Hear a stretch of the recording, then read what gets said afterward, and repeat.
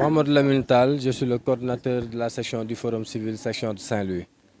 L'activité qui nous réunit aujourd'hui entre dans le cadre du projet TRACE, Transparence et redevabilité dans le secteur extractif, qui est un projet financé par l'USAID et exécuté en consortium avec l'ONG 3D et Energy Eye.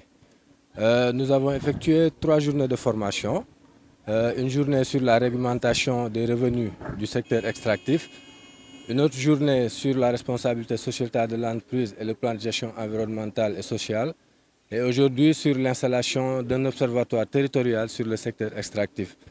Et vous verrez dans sa composition que l'observatoire est composé de membres actifs au niveau local, c'est-à-dire des membres des organisations de la société civile locale, des membres des organisations des pêcheurs, des organisations communautaires de base, des universitaires et des étudiants. Donc pour dire que l'observatoire se veut vraiment inclusif, pour que les questions liées sur la gestion des hydrocarbures soient une question connue par tous. Effectivement, pour la responsabilité sociétale de l'entreprise, c'est un concept qui est encadré.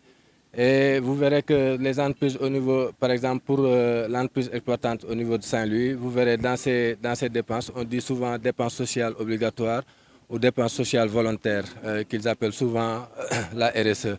Et le contenu local, qui est une loi qui est réglementée, et comme vous le dites, hein, on a toujours des zones d'ombre au niveau de ces deux concepts-là. Mais il faut se dire que ce que nous attendons le plus, c'est au niveau du contenu local, où l'entreprise vraiment favorise la main-d'œuvre locale dans toute la chaîne de valeur pour que les communautés puissent s'y voir sur la gestion même de ces hydrocarbures et la répartition de ces revenus. Je disais, c'est un observatoire qui est composé d'une trentaine de membres, dont 15 femmes et 15 hommes. Donc pour les missions, on en a parlé au niveau des ateliers, c'est des missions de sensibilisation, c'est des renforcements de capacité des acteurs pour qu'ils puissent transmettre ces informations-là au niveau des communautés. Donc ils ont le rôle d'être informés et d'informer les communautés.